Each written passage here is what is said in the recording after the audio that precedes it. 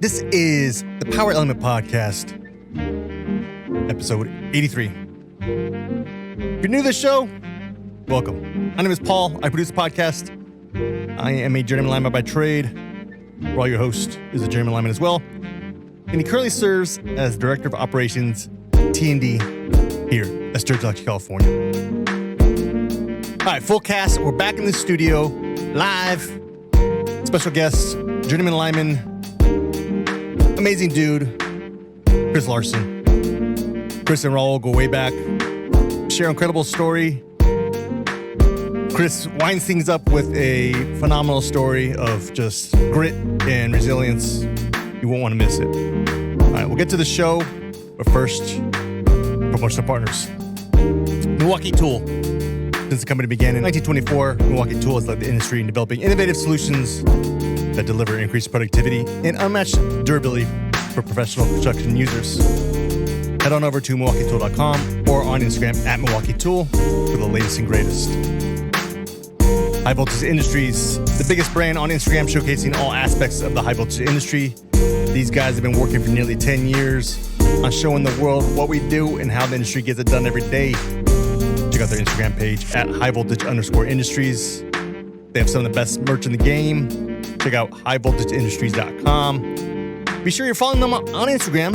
You can check out our rodeo team. We got some rodeo reels. We've collabed with them and benchmarked this year. Let us know what you think. When you're at highvoltageindustries.com, use promo code POWERELEMENT, one word, all caps, to get 10% off your order. Once again, POWERELEMENT, one word, all caps, 10% off. High Voltage Industries. All right, big shout out, Daniel Sanchez, aka DSS Beats on Spotify, provides us with all of our music. Put his information in the show notes. All right, do us a favor. If you enjoy the show, make sure you're following it. Give us a like, give us a comment. It helps. We appreciate it. All right, last but not least, I want to thank the entire Sturgeon, California workforce. Without you, this podcast would not be possible. All right, get to the show. Power Element Podcast, episode 83. Chris Larson.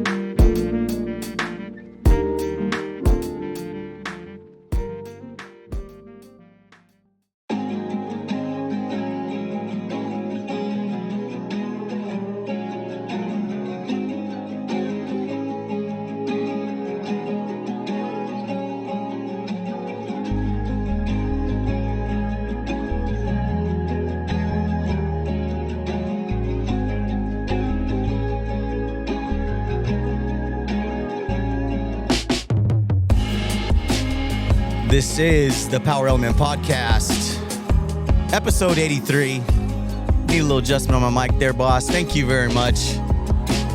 Woo! Got Mr. Daniel Sanchez bringing us the hot tracks on the DSS beats. Looking good, bro. Mr. Paul Salgado, how are you, sir? Good, man. What do you got? Pumpkin spice latte in there? Not yet, dude. You know, they got the sugar-free pumpkin spice out there. I haven't tried it yet, but it might be pretty something to, try out. But I do know what they do have. I know you're going. The protein. Oh, you didn't say Jocko Fuel. The Jocko Fuel protein pumpkin spice. Oh, man. Do you like pumpkin spice latte? I'm not, dude. But I'll tell you what, speaking of Jocko protein, I'm into the donuts and coffee. Little 100 milligrams, pick you up about 12, 31 o'clock. It'd be pretty good protein. Donuts and coffee, that's what it tastes like. That's what it tastes like, mixed. And I wasn't really a donut guy back in the day, but I'll tell you what, dude, that's pretty good. I'm going to sample some. Anyways, we're not going there. We're not talking protein. We're talking leadership, line work. And we have a guest here, and you have a quote for us. Yeah, I do. Thanks, Raul. And just really quick, I want to just introduce and welcome our guest, Chris Larson, a buddy of mine, longtime mentor of mine, 36-plus year journeyman. Recently involved in an incident. Me and him discussed it, and man, I'll tell you what, guys, get ready for a ride. This is going to be a story you're going to want to listen to. A lot of value, a lot of experience, and I'll tell you what, knowing this guy for as many years as I've known him, might get a little emotional. So get ready for it. Get that box of tissue ready. Love this guy. So welcome to the show, Chris. Thank you. Thank you much for being here. This is fantastic. I'm really excited to do this. So. We're glad to have you. And I think you might have missed your calling. You're really dialing in over there on the podcast thing. So. Well, coming up as a young apprentice, as you know, wasn't the easiest for Raul here, bro. It was a rough stint, but I had good mentors to get me through it, like yourself. So, looking forward to this conversation today, Chris. Paul's got a quote for us to get us started, and we'll get the juices, little icebreaker going, and we'll go from there. Cool. Hit us with Sounds it, Paul. good. All right, we'll go Murphy's Law, Raul.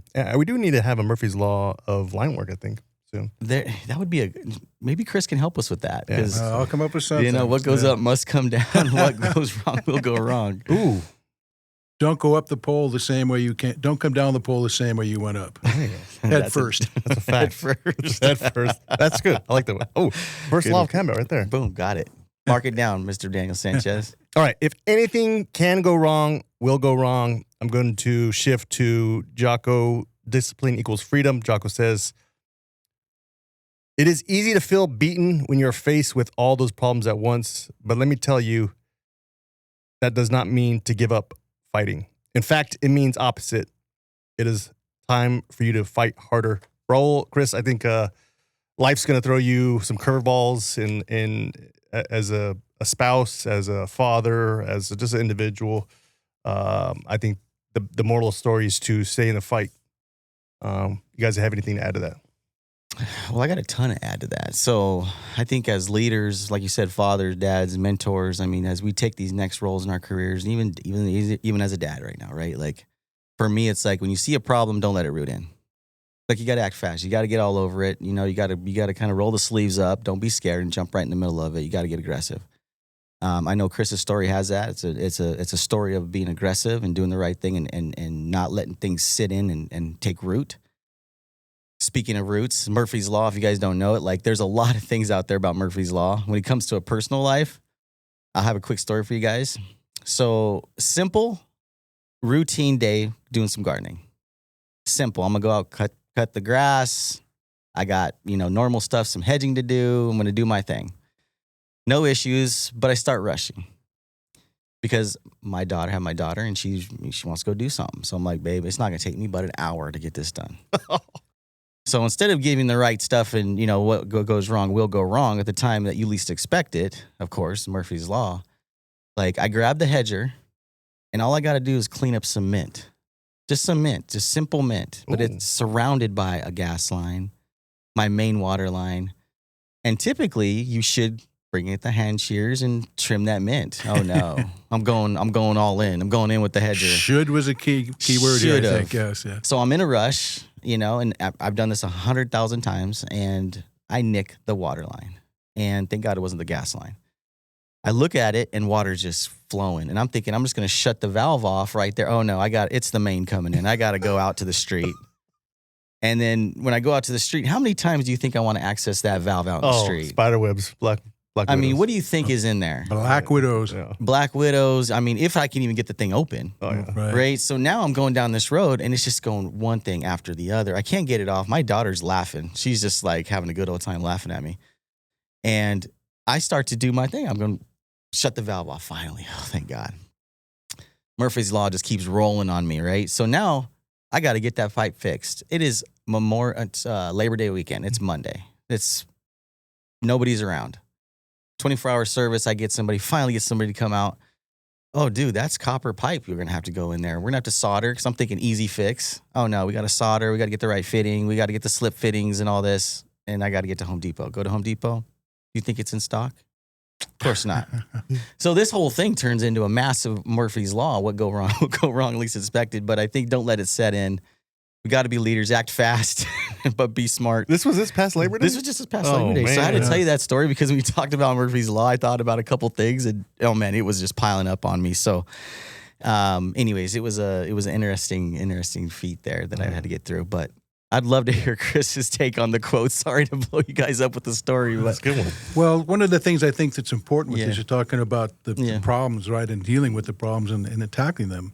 We have to realize that those problems aren't pervasive, right? They're things that happen, but they don't have to infiltrate your entire life, right? There's problems happen everywhere, and we all have to deal with them, right? But don't let them, destroy your entire life. That's all you're thinking about, and it's affecting you in other single ways. They're just Problems, they're there to be fixed. That's what we do, right? We fix things, and as fathers, as leaders, as linemen, as people, I think that's just such a good point. It's like you got to maintain your composure, right? Like you said, maintain your composure. Stay focused on the task, or stay focused on what you're doing. Don't make things worse. And I think that's part of being aggressive and being leaders is making those calls at the right moment. And it's easy to say, hard to do. And I've said that a lot because you got to work on it. It takes a skill. Sure. You have to work on that stuff. And regarding leadership with that, if you're having a problem out in the job, being calm and collect, you have to do that because your crew's looking to you for the answers, right? Yeah. So you're the one that needs to have it together, calm, think things through. And, I've seen some of the best leaders I've ever worked for were like that. I mean, it could hit the fan and I'll just be like, okay, let's turn the fan off and we'll clean this up and move on, know. And as leaders, you got to be that person, right? You got to be the person that's going to maintain calm and fix the problem. So. Yeah, it's taking that detached view on it, right? Looking at it and saying, okay, what's the first thing we got to do? What's the next thing we got to do? And if everybody's scrambling like I was, it's not going to turn out well. No. But yeah, you have to take a step back, take the emotion out of it, and make the logical decision and make the best call. Sure. It's just so awesome. But no, great quote, Paul. Appreciate you doing the research on that one. I think it ties in well. So you have water at your house and motor storage? We have water motors, right. Yeah. We have water. It's good to go. We actually got it fixed that day. Damn. But man, I'll tell you what. Don't tell me what that holiday price is. Yeah, I need to learn how to solder. I'm kind of vulnerable. I've never soldered or done any of that stuff before, so I'm like trying to get it in there. But there was a torch near a gas line. I just saw Murphy's Law continue to what go wrong will go wrong. Yeah. So I said, I'm going to leave this up to the professionals. I'm not going to blow my house I guess up. They can't put a shark bite sleeve on that sure. main. Right? I don't know. Those things are awesome. Shark bite thing. I like sweating copper. I think it's kind of fun to do that. But, okay. I mean, I should have called Chris. I've made a mess a lot of times, right? Solder running all over the place, but it's kind of cool to know that, So anyway, who is Chris Larson? So Chris Larson and I go way back, like I said, when I started the podcast here. One of our first executive directors or training directors at the time. I'm not even sure what your title was, but it depends on the time because I started off as a trainer, then director, then executive director. So Russ Cridlin was still kind of around. You were kind of getting mentored. So I would say you were probably. So at that time, I was probably Russ was. Yeah, so I was still like and we only had one trainer at that time. I think you were the trainer. Yeah, you were the trainer. One. Yes. Yep. So Chris had a way of him. We were talking about it for the podcast, Paul and Daniel over there listening. He had a good way of teaching. Used a lot of visuals, and he still does that today. I mean, I've heard him talk. I've heard him speak at the recent Most Stewards Conference. Amazing visuals. He really puts you there to understand it. So Chris and I have a great history. We kind of split part ways a little bit. Obviously I did my thing, you did your thing as I topped out, and I heard of an unfortunate incident. And so, like I was saying, like Chris was involved in a motorcycle accident, and we're going to talk about that a little bit later. We're going to go kind of a little tailboard here. We're going to go back in time and Chris's history and line work and get some of his insight. 35 plus years in the business, so it's important, I think, for us to get some of those key insights today. But when I heard about the incident, it really shook me, and it really made me look at life a little bit different. And Chris sent a letter into the office here, addressed to the yard that passed the hat. So appreciate the guys out there in our yard in Menifee. For Sturgeon out there in the San Jacinto region, did a great job with passing the hat and doing what we do as a trade to collectively get together to support somebody that was injured. I think we do it the best, hands down, in our trade. And I think the guys are stewards, and the guys in there, thank you for that. And I know Chris probably wants to make a mention of that. But when I read the letter, it really brought home something that really sometimes we all take for granted. It's just life, and things are unexpected, and things happen. So Chris, thank you for coming, man. Appreciate it. Did you have anything to say about the letter you wrote? I'm really glad to be here. And, I think, I've put money in the hat every time I came around for the past 36 years. Never once did it cross my mind that I might be the recipient of that. And when James brought those, some envelopes over from people, I was just like, wow, this is it's a brotherhood, right? And we do, right? We do so much that's selfless that a lot of people really don't even know. I mean, look, when it hits the fan, the storms are bad, the weather's bad, the power's out, everything. Who's out there? I mean, we leave our families to go turn the power back on for other families, right? We're helping people. I mean, think about this as far as what, the power being out, right? We're saving lives, right? When it's freezing cold out, we're getting the power back on so people can have heat. They're not going to freeze to death. When it's, 100 degrees out and the power's out, no fans are running, anything like that, we're getting on, putting powers so they can get their AC back on so they don't, die of heat exhaustion. And it's just the brotherhood and the way people come together when in need is just, it's phenomenal. And I can't even tell you how emotional it was to get that, to know that people are digging in their own pockets to help me out. And it's just a phenomenal feeling. And it's just, it's awesome to be a part of that.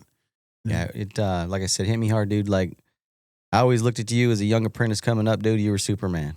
Like, this dude could take normal bolt bites in one cut, a 5/8 bolt. Ever seen anybody do that? I've never seen anybody do that. I would take me at least 3 or 4 or 5, maybe 10 times to try to gnaw at it. This guy could do it in one swipe. 1/0 with Klein's, not a problem for this man. And me as Buck 05 coming in the trade, it was pretty pretty interesting to see. You're like, I'm gonna be cut off. I think for I'm this. gonna be this guy. I might be a plumber. I'm gonna be a Sweat some plumber. pipe. No, but Chris, like I said, dude, you're a mentor for me. Got me through a lot of challenging times through my apprenticeship, and I just want to tell you thank you again for everything you've done for me personally. As you can see, I mean, I love this business, love this trade, trying to give back. Love being a leader, and I think it's because of good mentorships and people like you that drive those messages. So thank you. Well, thank you. It's nice to. I will tell you, this is something an unexpected pleasure of my incident. Right, I have people calling me up that. Sometimes I didn't even remember, things I've done for them. But I will tell you, as a man in the twilight end of your career or whatever your life, to have people, like you mentioned earlier today, talking about something I did with Play-Doh to help explain how electricity works. Right, the fact that sunk in, and it is. I think everybody should strive to be. I think back about we're talking about this with this deal here. I was thinking about a lot of the mentors that I had over the course of time and the people that influenced me. And, I think that's what all of us, to be a true journeyman lineman, we need to strive to be, and ladies as well, we need to be the guy that somebody remembers for making a difference in their life. And one of the unexpected benefits of this accident that I had was so many people calling me up and saying, man, if it wasn't for you, I wouldn't be in this trade, or I couldn't understand electricity. I couldn't understand transformers, rigging. People I didn't even know I even affected were calling me up and saying, man, I've strived to do this, because of you. And I hear the guys that can do something. I hear your voice, I have to tell you what a feeling that brings inside. And I think that's something, and I remember the people, there wasn't a whole lot of them, but I remember the people that really, truly sat me down right out in the field. And one of the first guys I ever worked for, Dennis Sylvester, went out. It was kind of funny. So we were out, it was a lot bigger back then, right? So my very first job, I wasn't even indentured yet. Russ Cridlin called up Tom Steinley and said, hey man, I got a big in here for you, right? So, and he sent me out of work. I didn't even go through the indenture process or anything. And the very first day, I went out on this job and we were over on Merino Beach Road. I don't remember where that was, but I remember the name. I kept thinking, I came down from Alaska, right? Merino Beach. There's a beach out here, And so we go out there, and there's a 70-foot pole. We're doing transmissions, right? So this is before the days we used helicopters for everything. So we're on this big canyon, right? And they go, well, we're going to get this pole here over, through that canyon up the hill, and we're going to change that pole over there out with it. I'm thinking, all right. I go, well, who's coming? I go, well, how are we going to do that, Dennis? He goes, we? I go, yeah, how are we going to do that? He goes, we, meaning the rest of us guys, are going to load that on your back, and you are going to hike it up there. I'm like, what? It's a 70-foot pole. He was messing with me, right? But, and then he said, hey, because I was brand new to the trade. I've been in construction my whole life, from the oil fields of Alaska to wherever. But he said, you know how to tie a bowline? No, sir, I don't. Come here. This is like day one, right? Dennis is out there in a tank top and, bandana and stuff. And he showed me how to tie a bowline, right? And that simple little thing, he's a guy, he made a difference. Well, Dennis wound up over the course of years later, when I was division manager at PAR, I made him my superintendent. Yeah. So, it obviously made a big enough impact that, we as journeymen, we need to do that. And we're going to talk about some things, going forward here, but we need to do. But, man, we got to be teaching our apprentices. I mean, we have to. And, and understand if we don't, sooner or later, they're going to become journeymen and they're going to be working across the pole from you and they don't know anything. Or they could be leading a company. Or they could be leading a company or leading a crew, leading multiple crews, right? Or leading a major project. Absolutely, yeah. And influencing the culture and that next breed that's coming up. Right? Absolutely. It's funny you mentioned Dennis Sylvester. He actually, you made the first phone call to me. Well, now that I go way back in time there, 1997, when I got indentured, I actually went onto the job site before my climbing class. You called me up and said, I need you on the job site after my interview. And I said, well, I'd like to give them 2 weeks notice if I can, Chris, and you're like, look, man, let me tell you something. Let me tell you what opportunity you got. You're going to go work for Wes Hogue and Brad Richardson. And there's a pretty good apprentice there. Everybody might know him, Travis Walzer on the crew. And it's a brand new job. And the foreman lives in Hesperia. You can carpool with them. If it was me, I would take that job on Monday. That's exactly what he told me. I wouldn't worry about the 2 weeks notice because you're going to miss it. I'm gonna go to the next apprentice. But this is a great opportunity for you. So changed my life. And I went over there, packed my tools, and I went to work. And that was the first day. Before I even went to climbing school. I bet I started remember that? Ring a bell back to Yes. I had a little more hair back then. So did I. In fact, I might even had a mullet at that time. I think you did have a mullet. Well, we're gonna get into how you got into the trade, man. You got some cool pictures here, which we're gonna kind of flash up here as well too. If you guys are watching this on YouTube, so you'll be able to see these pictures up close. Compliments of Daniel here. But so what do you think? What got you involved in the trade? What was your passion in the trade, and how did you get into it, Chris? That is Where does it somewhat. I'm getting goosebumps now remembering this. It's going to sound surreal, but it's the absolute truth. Yeah. And I guess we probably should start this before we get too far along with Raul, Paul, everybody listening. I'm going to apologize right now because at some point in time today, I'm going to say something that's going to piss people off, right? And it's nothing intense to that, but there's going to be things I say. So I just want to apologize ahead of time and get that out of the way. But, Well, I got a rule here. We got a couple rules. Which, especially for you, 30 plus years, you don't need to apologize anymore. Okay. So what got me into this trade? Very interesting. So I had quit competing in bodybuilding, but I was still working out. I was up in Alaska. And my workout partner was a guy named Bud Radoff. He's no longer with us, right? And he was a lineman. But in Alaska, if there isn't any work as a lineman, you can work as an electrician, or you can go to work as I think you can go as a tree trimmer as well. But he was actually out reading meters, right? So here's this guy that's a lineman. I don't know what the hell a lineman is. I had no idea. He's out there reading meters. So he starts telling me what he does. I'm like, yeah, enough of that. I don't want to hear any more about that. Boring as shit, right? And so that's really kind of the end of it. We work out for months and months and months. And one day I came into the gym all ready to work out and stuff, right? And I go, Bud, I got a brother-in-law who's a lineman named Bump. So I said, Bud, I had a weird dream last night. And this is no bullshit. Like I said, I feel goosebumps all over right now. I said, and I don't know where this came from. I said, Bud, I had a dream last night, and I think it was, about linemen. He started laughing like, well, where's this going, right? And I said, so we were in this place, and they said there's a great big green thing, and it was like humming. Right? And I said, and there was rocks all over the ground. And the linemen were there, and I said they had the little knives on their feet. And he starts laughing, because he's talking about the gaps, right? And I said they had some big orange sticks. And he said, well, yeah, those were linemen. He goes, but it sounds like you're in a substation, and, the guys wouldn't have the little knives on, at that time, right? And he told me what the sticks are for.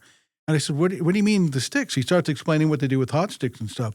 Well, shit, Bud was, he did line work in Saudi Arabia. He'd been in all these big transmission projects. He started telling goosebumps, right? So I can't even believe this. I think he read meters, that's all I knew. Mm-hmm. And I couldn't even think straight at that time. I was a bit older, right? I'm kind of floating around. I don't really know what I want to do. I'd been working up in the oil fields of Alaska, the very top of the state, really amazing time up there doing, pretty much. Young too, right? How old are you? I'm 62. No, I mean, how old were you? Oh, then 18. 18, Yeah, 19. yeah. So I think I went up for 17, I'm like 18. 62. Yeah, you look great. Yeah. How old are you now? Yeah, what are you, 99 Yeah, now? puts me at 190. But, I want to get on that shit.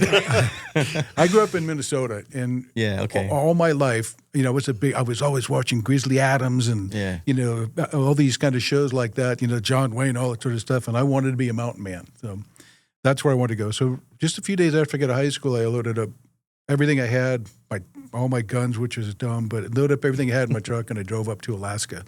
And the guns was dumb because, I had pistols and all sorts of stuff. You can't take that shit through Canada, but I didn't know, right? So anyway, so I always wanted to be up in Alaska. So I was up working in Prudhoe Bay, the oil fields up there.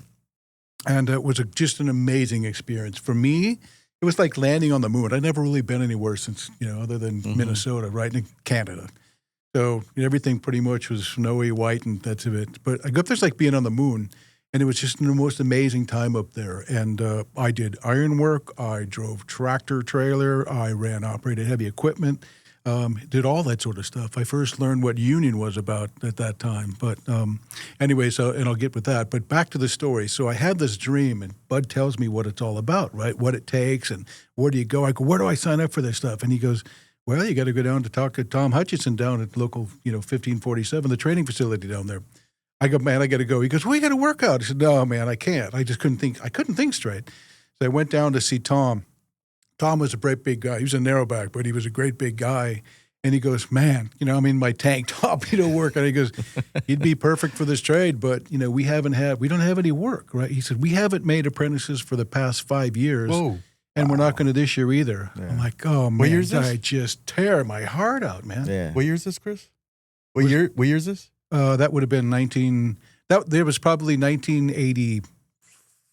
Oh, that must have been 87, something like that. So, yeah, so they didn't have anything. So I go back, and I'm just, called up Bud. Hey, man, let's go back to, meet me at the gym. We'll finish it out.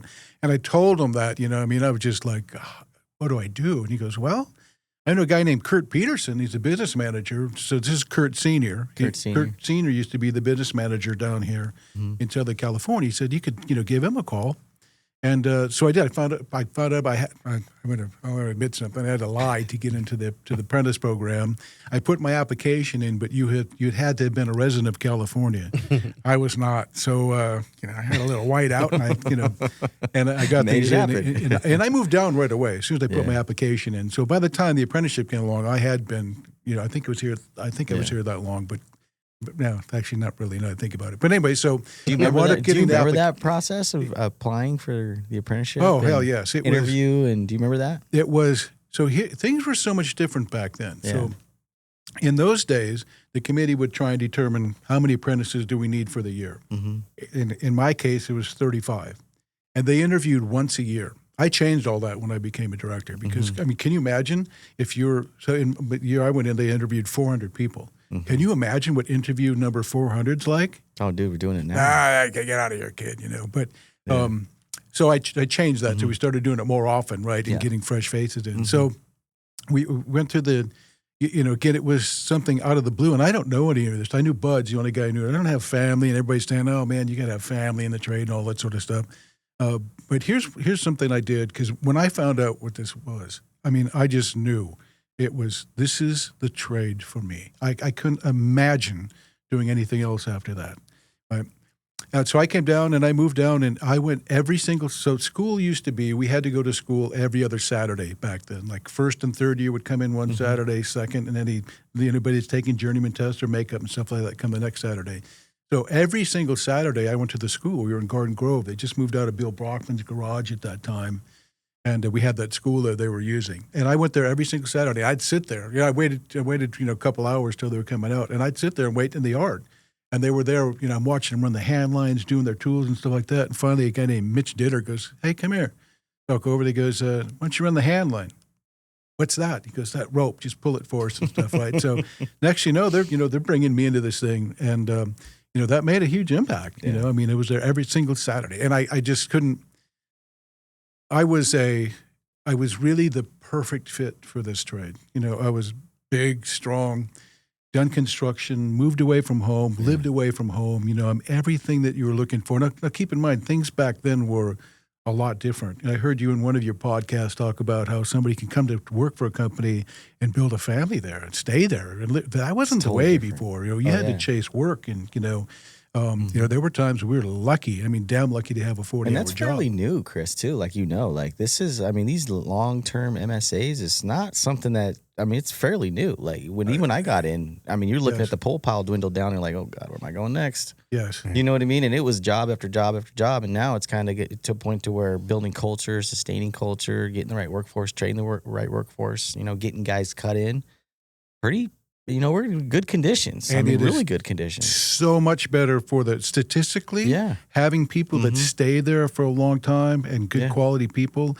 Statistically, as far as the company's concerned, you are so much better off safety-wise, productivity-wise, and building that culture, right? You're so far better off having that. But it wasn't the case before. People were floating around and in it, quite a bit. It's a good training environment, too. Really good training environment, because people aren't like, let's just face it. You tell a guy one time, it's not going to stick one time. You got to find those innovative ways. You got to follow up. You got to keep looking. I was looking at your picture there. I really like that picture. I don't know if you want to flash it for everybody. No, I want to talk about that one later. You were talking about your climbing class and getting an indenture. Oh yeah, this was cool. Okay, and I love that. I don't know if you guys can see that or not. Yeah, but we'll flash it up there. It's an old black and white. And, I love that. This is me up here at the top.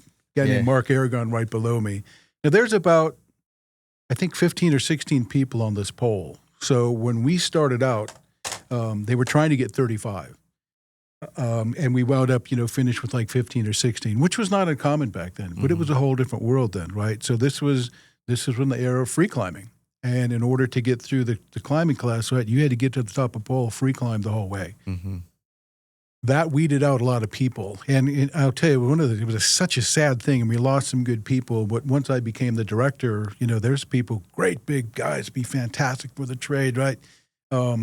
Sharp and everything, but just couldn't climb, right? Yeah. They couldn't get over it. And crying and stuff, and it's just, heartbreaking. But that's what it took, right? And so things changed a lot back then. So the great part about this picture is we were in the yard, and Mark and I, we were doing something, whatever training we're sort of doing, and I look over and I see all these people climbing up the pole. So I, hey, Russ Cridlin was a director, right? I go, Russ, what's going on? Why is everybody getting up the pole? And he says, well, we're taking a class picture. I said, Russ, that's bullshit, right? I was the first out of 400 people. I was number one on the list. You should have let me know. I should be on top. He said, you can't always be on top. I said, watch me. Mark, come on. So we start climbing up all these people. They're pissed off, right? I'm stepping between their belts, hanging on their belts, and Mark too, right? Mark's coming right up behind me. So we got to the top of that pole. So you can always be on top. You just might have to, walk past a few people to get there. So cool. Yeah. Yeah, it was fantastic. Dude. That was so cool. And one of the things that separated Mark and a few of other guys, a lot of the guys, after we'd finish with the class in the classroom, they'd book, right? And we weren't working a ton of overtime. There's, like you said, you're lucky to have a 40-hour job. Yeah. But Mark and I and a couple other people would ask. Fred Barker was the instructor. He's a fantastic guy. Fred, I love him. Shout out to Fred. Yeah, ask Freddie. So we'd say, hey man, we want to do some hot sticking and stuff. Teach us some stuff. He's retired now, I think. He did retire. Full on retired. Yes. Yeah, which is so surprising. Surprising. Yeah. And he kind of just slipped out a little in Freddie fashion, just kind of like didn't show up. I'll be back next week. Next week never came. Bye. Freddie, not to interrupt you there on your story, but Freddie was our master craftsman for a long time, and he did a good job with training and bringing a whole different element to line work. I mean, teaching guys how to rope splice, and it's that pride and that care that he has for it. It was just, you can just feel it, from the older guys that have the experience. Get it down to that lower, not lower, but the younger generation. And I think we're missing some of that too. I'm sure he does. When he sent me a list of when he first started that, he sent me that. Saying, what do you think? I said, oh, that's fantastic, Fred. And just being around stickers and all that, dude. It was pretty full on. It was pretty. He's a passionate guy. Yeah. And just being around Fred. And you can't help but absorb energy, right? Because he's just, he's an awesome guy. Dude, the first time I ran into Freddie, I was a young, I think GF for Pokensteinley, and we're doing this reconductor or something. He's clipping in. I'm like, what's that guy doing? He had his, climbing helmet on, like the rock climbing helmet. And I see him, dude, rappelling out of the air from the top of the crossarm after he clipped in. And I'm like, dude, we can't do that there. We can't do that here. Like, this isn't happening on my watch, bro. Like, and what's with that hard hat? But when I think about like what he was doing, I mean, think about it. It was 100% fall protection. He explained it to me. It was 100% fall protection. I wasn't used to seeing it, so I freaked out. It's anything we're doing now. The helmet that he was wearing, I mean, it's going to full climbing helmet with the chin strap. And Freddie was already doing that. Right. And so if you're listening to this, dude, I owe you a big apology for back then. I actually already told him that a long time ago, but yeah. He was ahead of the time, man. He was way ahead of the time. I mean, we're talking probably early 2000s, maybe. Wow. You know what I mean? Like 20-something years ago. So you've worked around a lot of people, a lot of, people that have influenced you. And, as you get through your apprenticeship program, and obviously you got another cool picture there of you actually working in the field. I mean, was there some influencers or mentors that you can mention? Yeah, fantastic. And what were some of the things that were brought up? I'll start with Russ Cridlin. So Russ was just a sweetheart of a man. Man, I loved him. Everybody loved Russ. Mm-hmm. And when I got into this trade, right, my plan, I was going to get a sailboat, and I was going to travel to work on Africa, Guam, whatever. I wanted to go. I remember this story. I remember the sailboat story. Yeah, yes. That was your thing. Travel the world, man. Yes. I wanted to travel the world. Yes. But as an apprentice, I wound up getting married, had a child, and this might surprise you because it doesn't happen often with linemen. I got divorced, right? So facetious there, right? It happens all too often. It does. It does. When you don't align with your spouse, there, young men out there, ladies, like it'll tear up a relationship quick. And I think that is, and everybody that I've ever talked to, they've come to me. Well, I'm getting married, right? And I'll look at them and go, "Are you tired of doing whatever you want to do whenever you want to do it?" Like, they get this look like, they don't realize that's over, right? But I said, you guys really, your wife really has to understand. There was more traveling than back then, right? You couldn't stay in one location. Mm-hmm. And so that's very tough. And I actually look at over the course of time, Kevin Kessler, I don't remember Kevin Kessler. So Kevin Kessler, we were having a conversation, this is just a few years ago, and we were talking about the commitment that you make in marriage, right? And I'll go back a little bit, give some Larsonisms, right? Go back and talk a little bit about the history of divorce and stuff. But I realized, so one ththing that Russ, let me back to where I started. So Russ was telling me what he regretted, right? He chased the big jobs all over. He was doing what I wanted to do, except he stayed on one continent, but he chased the big jobs. And one day we were talking and, with misty eyes, he said, there's one thing that I regret and I'll never get it back. I never saw any of my kids take their first step. I didn't teach any of them how to ride a bike, all the stuff that he missed. Yeah. And when he told me that, this was before I got married, I think, I don't remember exactly when it was, but I made that pact, right? I have a daughter that, I must have had a daughter at that time, but it was either way, whether I did or didn't, I made that pact that I wasn't going to leave. If I had kids, I'm going to be there for them. And so I wound up staying. I didn't travel as, like I really wanted to. I did a few stints here and there in Alaska and different places, but I never did what I wanted to do because never got a sailboat at all. Well, or was it a I bought a sailboat actually up in Redwood City. So they were advertising the sailboat, beautiful Hunter world cruising sailboat. They were advertising it for $139,000. And I went and talked to the people in the dock, and they said, yeah, the owners are back in Iowa or someplace. They had to go back due to health reasons, right?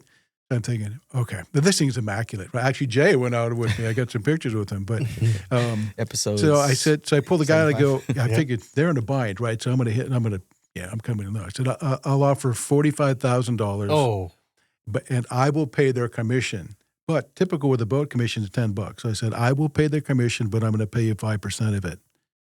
He goes, I can't offer that. I said, yes, you have to. That's what your job is. They came back and they accepted it. This is one of those I'll show you, right? So we go out on the sea trial. Everything's good. We're out on the sea trial. This time the salesman doesn't. So we got on the boat. I mean, I'm loving this thing, man. This is it. Yeah. And so we're coming back in. And now the owner of the brokerage is with me. And he said, we're coming back. He goes, well, it's a done deal. I did the survey done and everything. And he goes, you just need to, give me the check for $4,500 for the commission, and we're good to go. I said, well, what are you talking about? He goes, 45 to 10%. I said, no. We negotiated 5%. I showed them, well, you could take this boat, and walked away from it. Oh, how stupid, man. I'm embarrassed at being so dumb. But I showed him, didn't I? So Russ Cridlin, obviously, one of your mentors. Russ Cridlin. Yeah. And this one I really want people, there's the next couple ones I want to talk about. I really want people to understand and really embrace what I'm saying and the value that it is.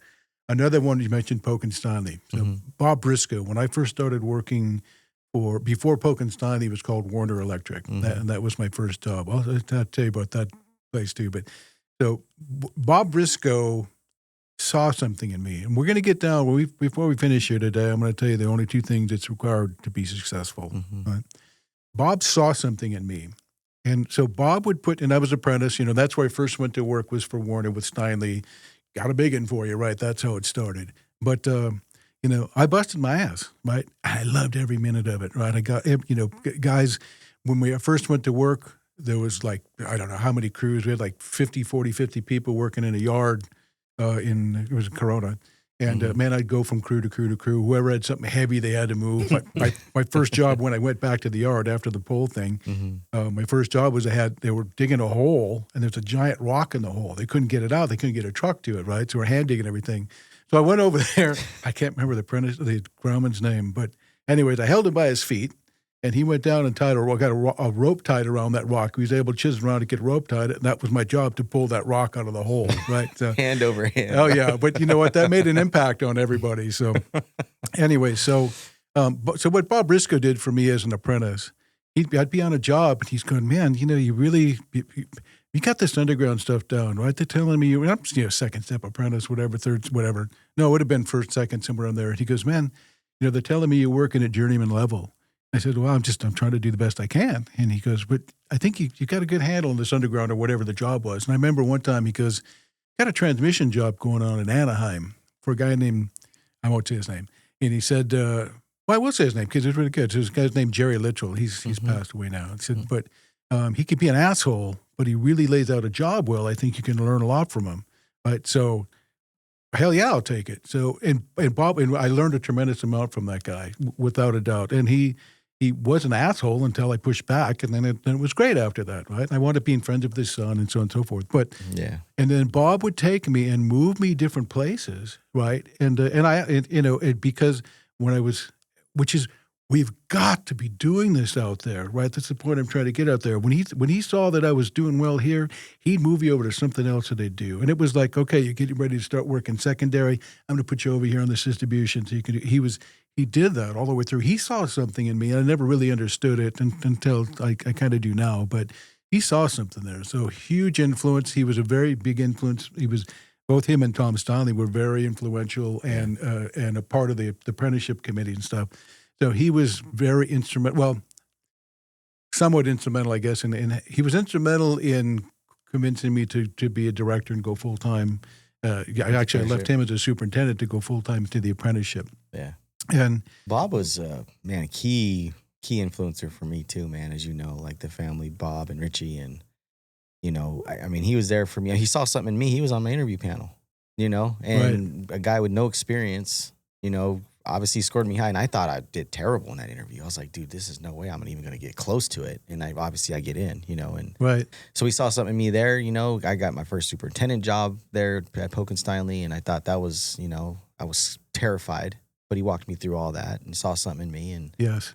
Yeah, Bob was, rest in peace, Bob, but yeah, he was definitely one of those key mentors for me as well. He was fantastic. And fantastic. And I wanted to learn how to estimate. I said, teach me, Bob. Yeah. And I said, I'll do it for free. Yeah. Right? And I did it with a couple people. I went out, weekends or whatever, or nights, whatever, and learned how to estimate. That's how I learned. John Hare, Jim Hagee, all those guys over there were like... Hagen, there's a lot of stories there too. But we got a lot of Hagee stories too, dude. Some funny for ones. sure. So he was, and that's something I think, and one of the things we're going to talk about going further is what we can do better, and that is, this is something that irks me so bad. We have, we take apprentices. I'll give you an example. I only stopped teaching a few years ago because I was still teaching like once a month, whatever. One of the apprentices, this is when the TRTB project really was kicking off. He'd been on the transmission project for, I think he had like 3,000 or 4,000 hours on the transmission project. And you'd think, man, this guy knows the transmission, right? He was the whole time on foundations and remedial planting and stuff. That kid never learned to bolt steel. He never learned to read prints. He never learned to work the wire. That is a crying shame. Yeah, when I came back to work for PAR, there was 5-man lineman crews out there changing out poles. It seemed ridiculous to me. I'm like, why 5 men? Well, the foreman's in the truck doing all the paperwork. I said, whoa.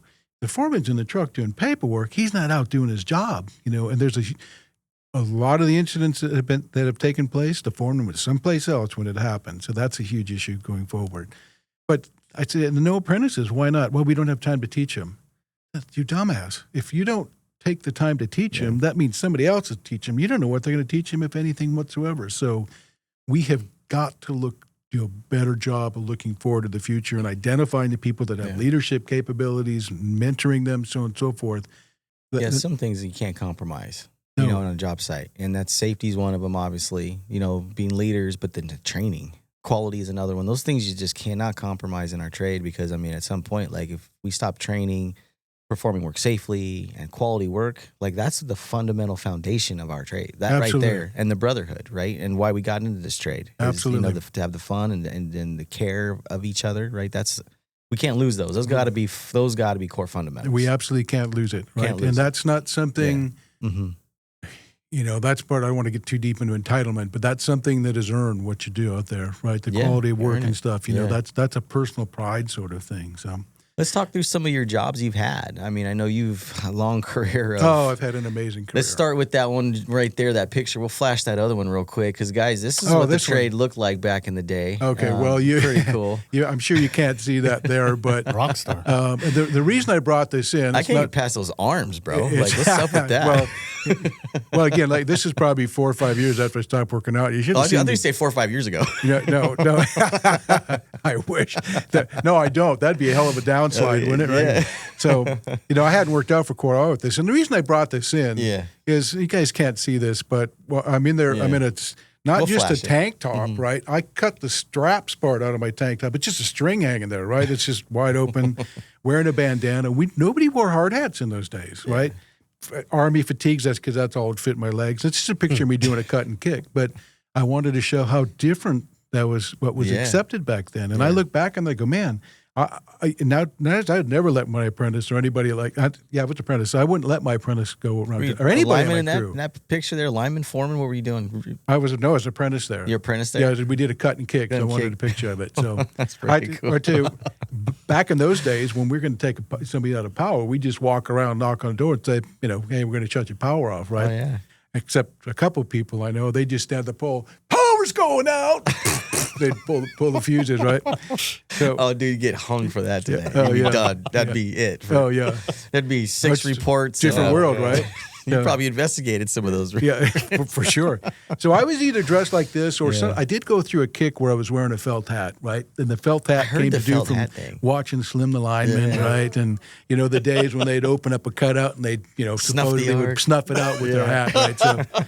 So I go dressed like this, right? Tank top, but, big guy, all, suntan and everything. I knock on this lady, and I think it was we were wearing my belt. I wouldn't have been wearing my hooks, but either way, so I knock on the door, and I'm in Pasadena, right? The door opens a little crack, and just see the chain there. A little old lady, I see her eyes look me up and looking down. The chain came off. Hey, man, ma'am, I just want to let you know, I'm very, very nice, very friendly, right? And we're going to shut your power off. We're going to change out a transformer. It's going to be a couple hours, and the door opens up, and she does it real slow, up and down, and she goes, "You look like a ragamuffin." And I'm like, "Well, ma'am, I'm not sure what that means exactly, but I'll take it as a compliment. Thank you." And she started laughing and walked away. So, how far we've come in the trade. You know what crazy. I mean, it's crazy. I mean, just for the sophistication in our trade. I mean, we complain a lot at times, but we really forget where we came from sometimes, like where we started and kind of how we're morphing and, getting in, the FR now and all the requirements. I mean, you couldn't go to a customer's house right there like that anyways. Oh, yeah. I mean, not in our area, that's for sure. Yeah. I mean, and probably in any area. But shouldn't have been either, really. When did you start running crews and, GF? And I mean, what was that like? How was that experience for you? Well, now keep in mind, so I was older, right? I wasn't a 20-year-old, 18, 20-year-old kid when I got in. Yeah. So, and I'd been working construction, heavy construction, in gold mines and oil fields and stuff like that. So I had a background there. So I started running crews, and I think it might have been Jerry Taylor, and I wanted to bring him up as a mentor. Jerry Taylor's a fantastic man. I mean, one of the most giving people there is. He's a great guy. He's another one that saw something in me and helped me. So it might have been my first crew was down in San Diego.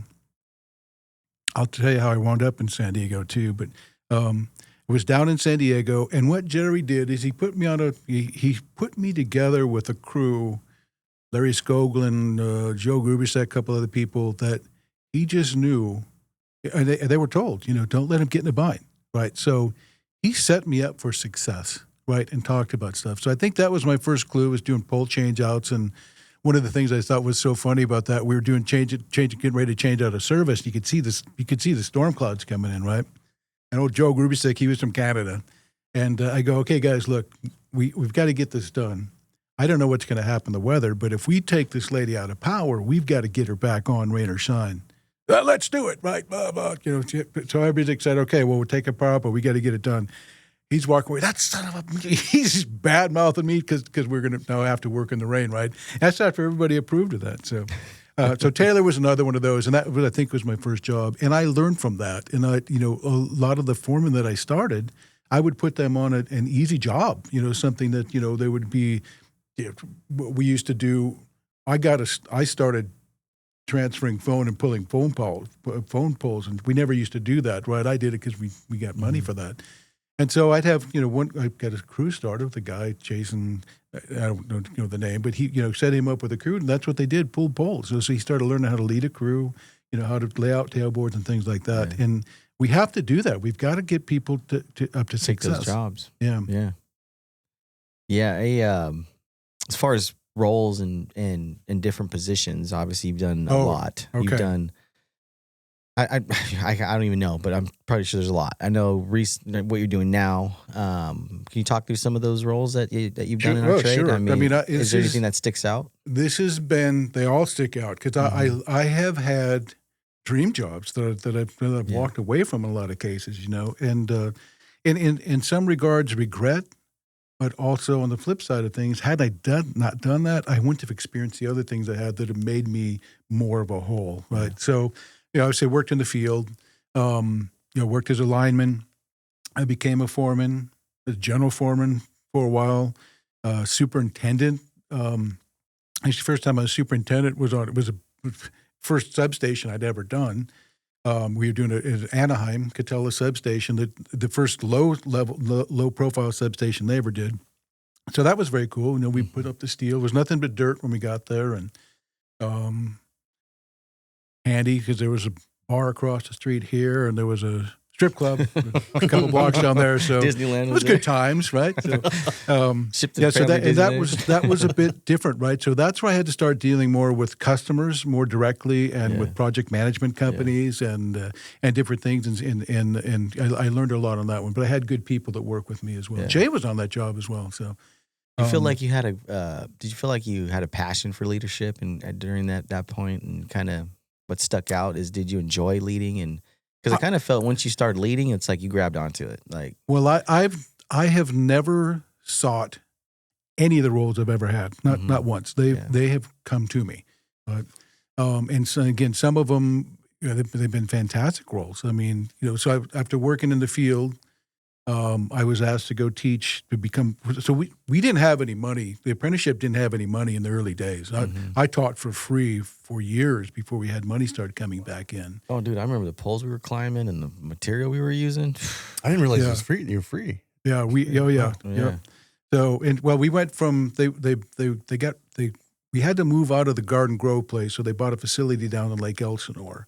That's where I started. Yeah, so that's why I first started as an instructor there when I became that. But there was one thing I made clear. So when I got there, I said, Russ, it was just a warehouse. We had like one or two classrooms. Small little pole yard. Yeah, the pole yard. Well, the pole yard was just like 10. Well, we didn't climb anything. You could stand on the ground to do the sticking and stuff. Yeah. But I said, Russ, if I'm going to do this, I'm going to put in a pole yard. So I'm going to put some poles out there in the parking lot. He goes, you can't do that.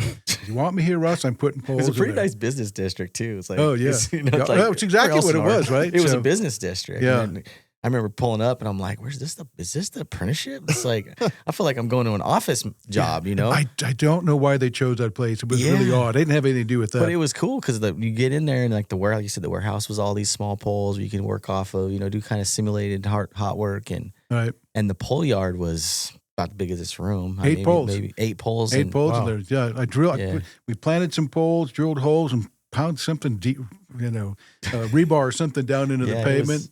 Put 8 holes in there, put a bunch of sand, and so the deal was I could put the poles in there, but they couldn't stick up any higher than the roof, right? So we had to measure them. Cut them perfectly. That's right. They were all cut at the roof. Yeah, right. And what was cool during the like when people were climbing and stuff, I'd go up there and take pictures of them, but I'd go up on the roof, right, and take pictures. So you didn't see any of the roof. You could just see the guy. It looks like they're a guy or gal. Looks like they're 200 feet in the air, and nothing but mountains behind them. It was really amazing. The pictures were. So we went. So that's where I first started. So I worked in the field doing all those positions. Then I went to become the full-time trainer. Russ got sick.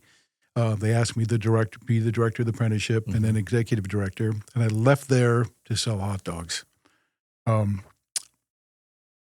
Yeah, I don't know if we want to go too far down there, but so let's talk about a job that nobody knows about. It's a great segue. Is there something that? Well, we had a NECA meeting down in Hawaii, right? And the meeting was over, and I was working my ass off. I couldn't get anybody to come work. Work started picking up. I couldn't get anybody to come work and train, right? They didn't want to until work shuts down. As soon as there's no work, you get people, hey, all I ever wanted to do is train apprentices.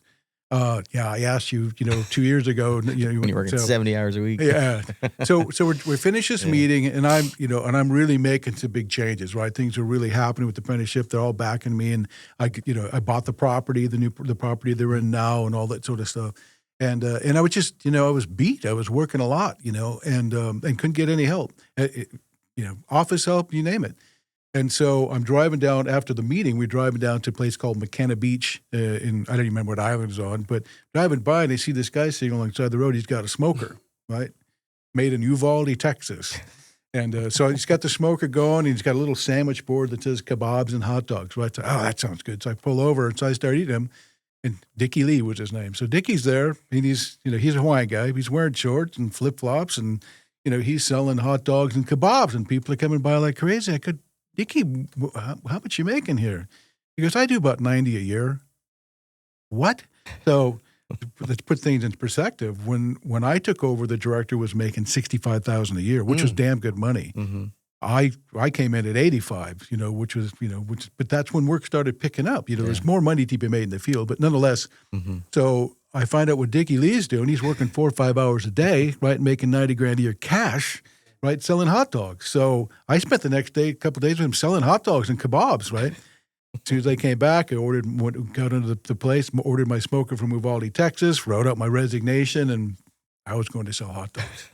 Heard it first here. Yeah, so you didn't know this about Chris. So sad to bring in offline work. Yeah, I've had a few businesses. I had a jewelry store in San Francisco. I used to broker diamonds, and it goes on and on. I bodyguarded. Anyways, so Very so cool. I get my first event set up in Crestline on Jamboree Days to sell hot dogs. Right. Yeah. Before I get to that, Jerry Taylor gives me a call and said, I'm looking for a superintendent. I want to know if you're interested. And I said, sure. What? So he wound up. He started off. I was going to be go in San Diego, but he was having some issues in Edison property, and we were having some problems. In fact, the day that I was filling out my paperwork, 2 guys were burned that day, flash burns. One-eyed Dick, Richard Truitt was flash burned. I can't remember the person who was with him, but we were a lot of people getting hurt. Yeah. And I want to get to this point because this is when I learned the value, the monetary value of safety. So anyways, I go there, I start off as superintendent, and a couple of things of very much importance there. So in the beginning, I was just driving around, right? Nobody really knew I was there. I was driving around, watching the crew, seeing what we're doing, just getting a lay of the land. Mm-hmm. And we were doing a project, actually Freddie was running it, up in it was called the WCD project, and it was up in Victorville area. And we were making, amazing profit. And I'm thinking, okay, I got to see who's running this and, what are they doing, profit? And I kept going around there. And this is going to sound weird, but they kept going around there. And like I kept seeing trucks parked, right? Nobody seemed to be working, but we're making tremendous profit. I went through the bid, and we were way overcharging for a lot of things. We were making money because we were charging the customers too much money. Mm-hmm. And I actually called up the customer and said, I want to rebid this project. Like, what are you talking about? You already have the highest rates of anybody. Said, trust me. Right. So I rebid it. And some of the stuff, I cut things in half. I didn't raise anything. Right. I cut everything down, and they couldn't believe it. Right. And of course, they allowed me to rebid, and we started managing it efficiently. Right. We're actually doing the work, and our profit went up. And what happened with that is phenomenal. What happened with that is my customer realized this he's a partner with us. He's here. He's doing the right thing. Mm-hmm. Man, they started giving me work, and sometimes I'd have to say, man, we got to get a purchase order set up. And it was amazing because they trusted me, right? I was honest. I didn't screw them. And that made a huge difference, Another thing I think made a big difference is getting people to see the bigger story. We had a yard in Tippecanoe, and I rolled in about 11 o'clock or something. I noticed a couple of crews worth of trucks were there, right? And I'm hearing a jukebox in the background and laughing and stuff. And I go walking around, and the guys had built this fort basically behind the lockup, right? And somebody stole or got some, those red velour chairs from a theater, right? So they're hanging around, they're drinking beer, and the jukebox is going. I go, what the hell are you guys doing? We got ours. This is when I first started there, right? Before I didn't know what the culture was. What do you mean you got yours? You got your what? Hold the day or you can't stay. Like, let me guess. You guys had a guy stub pole or secondary poles? Yep.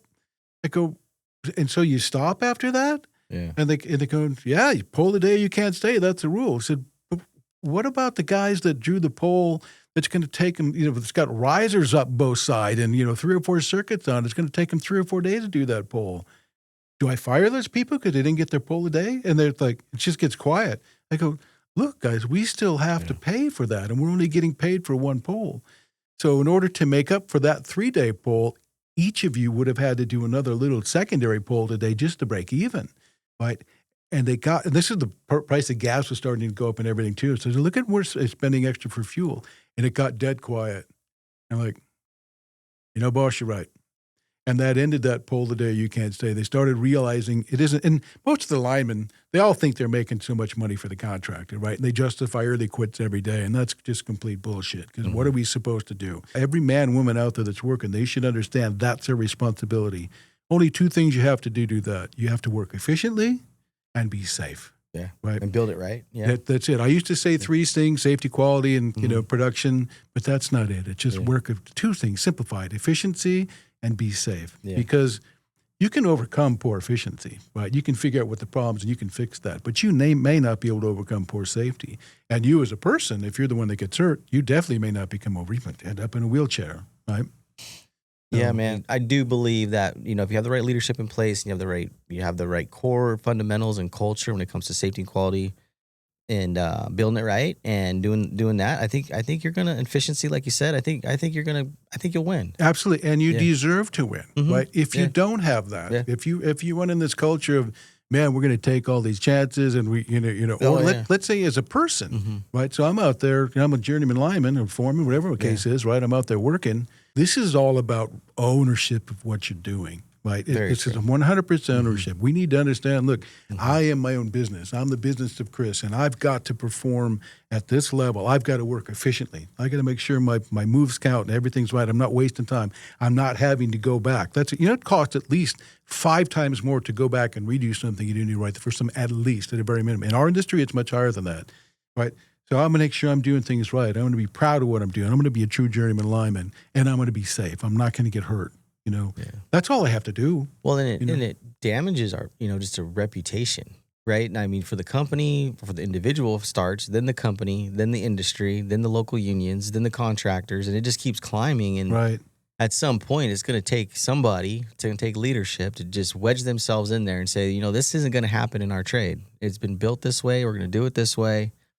And if you don't like it, sorry, then you can't be here. So back to the early quits and breaking rules and And we've come a long way. Don't get me wrong, dude. Like, we've come a long way since, wearing tank tops in the field doing a cut. For sure. Yeah, and there's been trainings, and you've led the effort in that. You've led the effort at our school. You led the at a corporation. You worked for Quana and PAR, and you were director of training. I mean, you've done a lot of stuff, and you've gotten involved, wedged yourself in to improve, and you're still doing it now. So, yeah.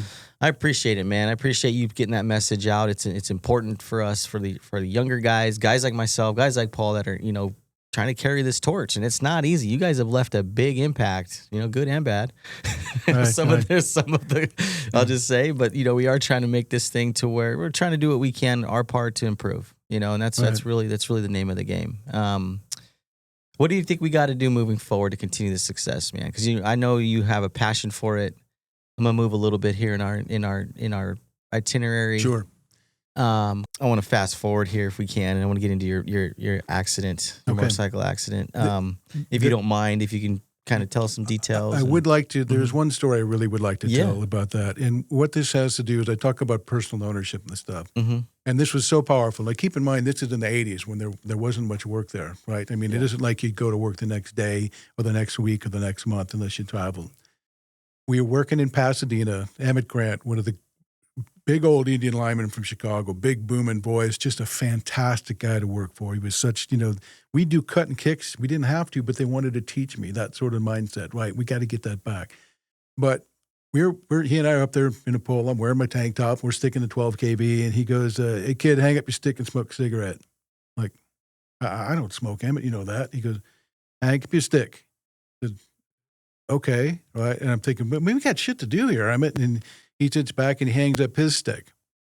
And he sits back, he goes, "Smoke a cigarette." I don't smoke. Well, then put your hand in your pockets. I go, "What?" He goes, "Put your hand in your effing pockets," right? So, okay. So I'm standing up there on the pole with my hand in my pockets. All of a sudden the foreman comes back, right? I didn't even notice he was gone.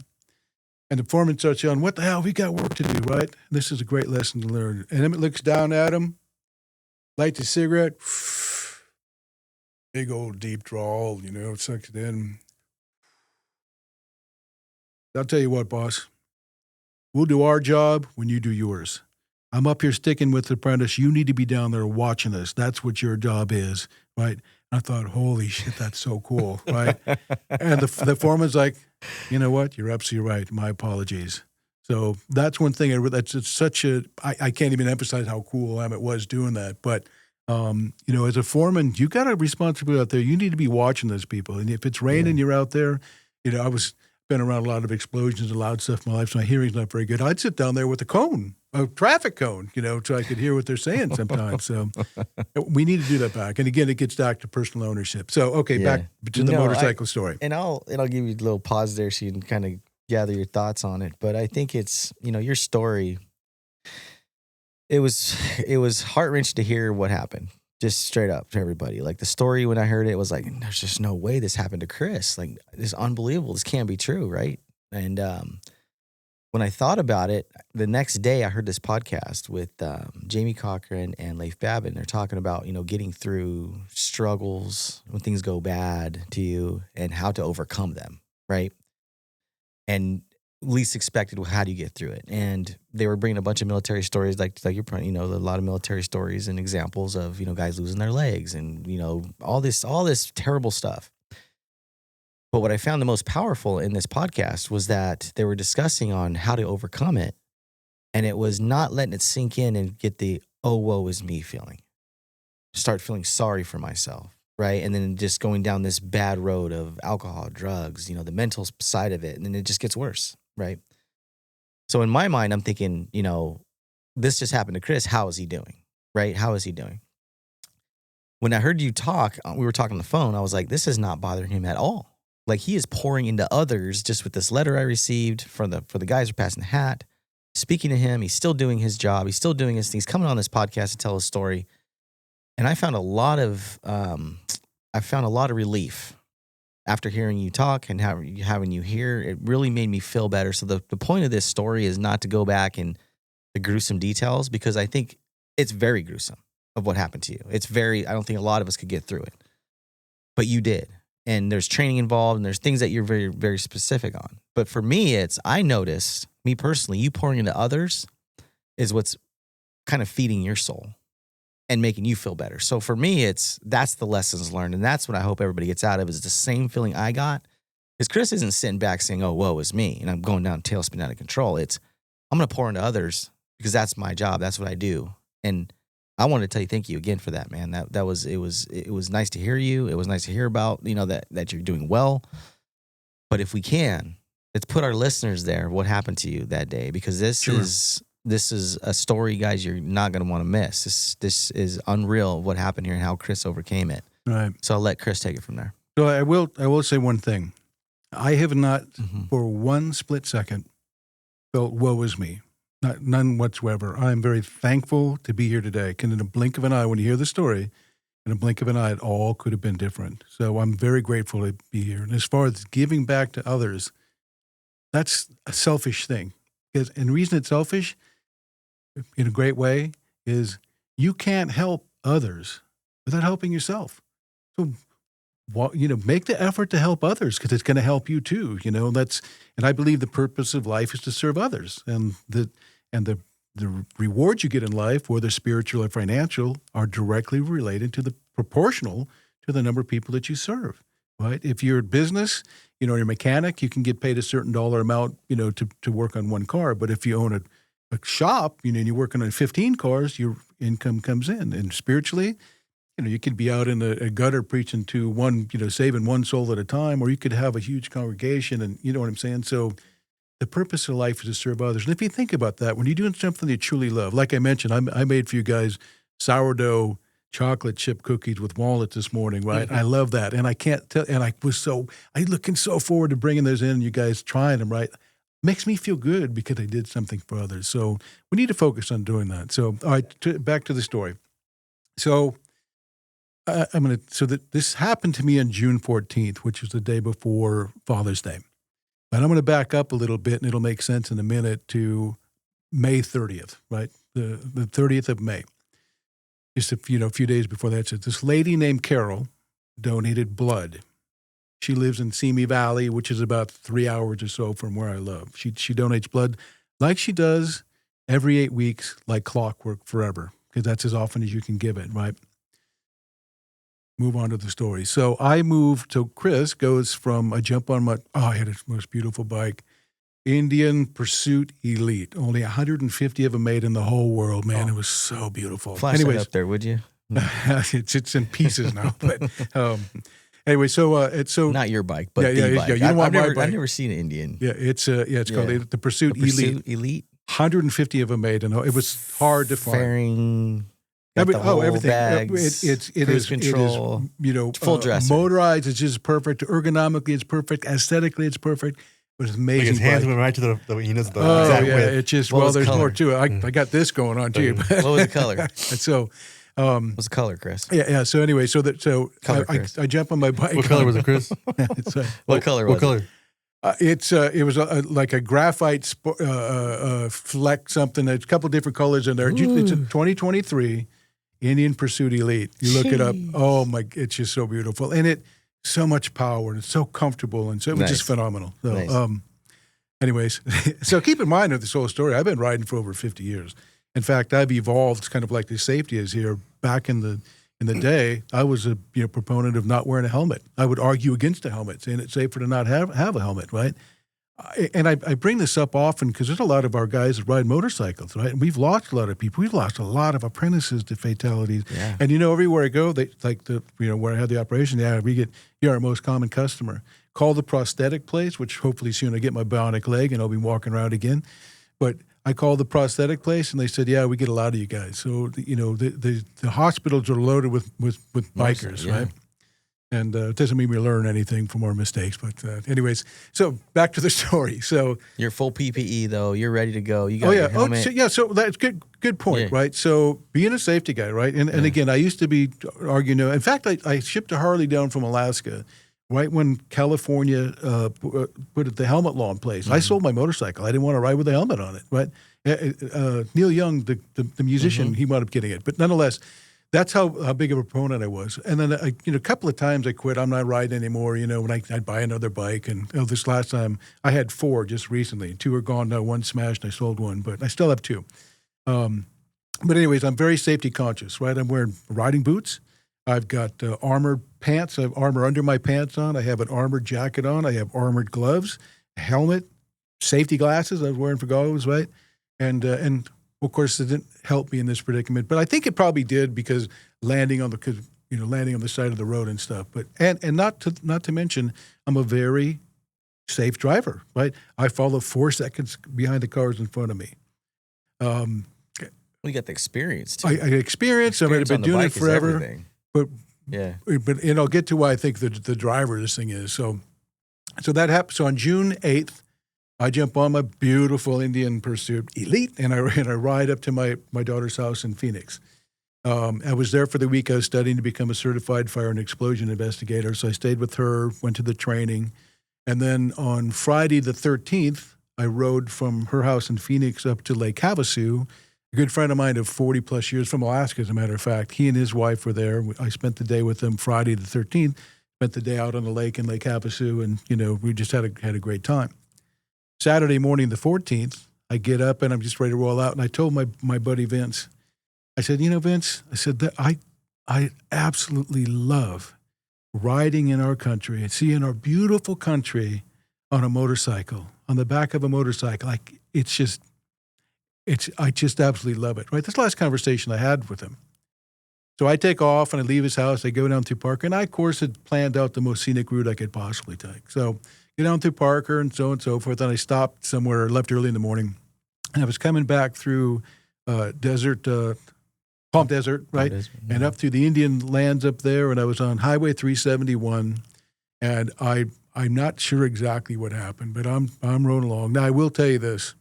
I spend a lot of time doing this when I'm riding, right?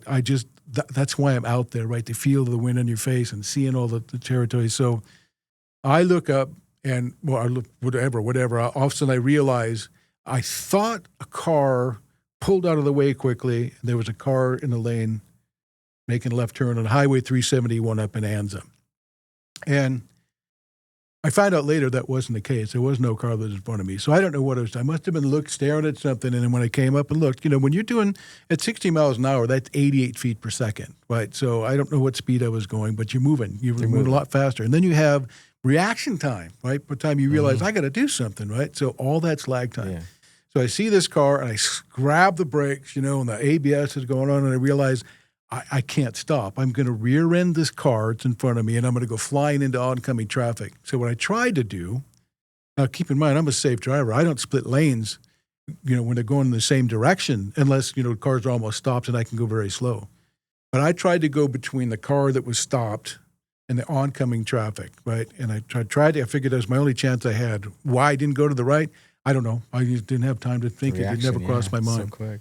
I wound up clipping the car in front of me, and I go flying. Tesla truck slams into the bike, just totally destroys it. I fly across the highway, land on the other side, and fortunately, I'm still conscious, right? And it looks just get a little like graphic here, but so I look down, and my right leg below my knee is just shattered. There's pieces of bone laying in the dirt. My boot is actually up here like I'm kicking myself in the nuts. It was touching my crotch, right? That's how twisted around. It was nothing but mush there, right? And blood's pouring out. So I pulled off my belt real quick, and I had one of those fiber belts, not with holes in it, but it's a clamp, right? It's one you can get through airports with. Mm-hmm. I put that around just above my knee. I couldn't go anywhere else because I had armor there, right? So I put it just above the knee, and I reef on it, and I can't even begin to explain the pain. What, next time you think, I feel like I got hit by a truck. No, you don't. I know what that feels like. You don't know what that's like. So I reef down it as far as I can. I pull, and I'm able to clamp down the belt buckle, and fortunately it held. So I was also a meat cutter for years. I slaughtered thousands of hogs and beef, and it just goes on and on. And I know how much blood was coming out, and I would have bled out within less than a minute on the side of the road had I not done that. And the reason I want to bring that up is because how did I know to do that? It's because of the training that I received in this trade and the training I've given. When you first went through the apprenticeship, we didn't talk about tourniquets. It was kind of a verboten sort of thing. Yeah. when I was director of training, we started training on tourniquets, and we should, because we're out in the middle of nowhere, right? Yeah. We got different kits with it, with the name, I can't remember the name of the splints, but and blood clotting, for field, like ammo shots and stuff. Anyways, had I not known to doing that in a minute, I would have been dead, right? Not to mention if I'd have been hit, there's a blink of an eye, so many things could happen. So I get that cinched down, and there's a couple cool things really happen. All of a sudden, the guy, the Tesla truck driver, comes by and he goes, "Man, what can I do?" I said, "Yeah, go get my phone." Right, I got to call my wife. So which was great, because he was able to go get my phone, called my wife and talked to her, let her know what was going on, where I was and that stuff. And then all of a sudden, there's this blonde girl by my head, like 20, I think she's 22 years old, if I recall. She's blonde by head. She starts talking to me. He said, "Yeah, I work with this, this group and stuff, and we help bikers that have accidents and stuff." And she's talking to me, and she's like trying to keep me going, right? "Oh, your bike's beautiful. What was it?" She's asking me all these questions and stuff. There's significance to that too. So the ambulance finally shows up. They take me out there, and I got to tell you, man, being moved from the ground onto a gurney, right, or whatever they put me on at first, unbelievable pain. Then they moved me from that to another one, and then tossed me into the back of the ambulance. Then we went to meet a helicopter where they picked me up, and they took me in and they pulled me in.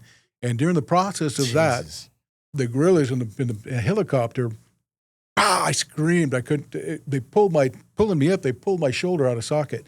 When I got to the hospital, my shoulder was up by my ear. It's still the thing that hurts the most on me, right? So I can hardly lift. Just from moving you, or was that a?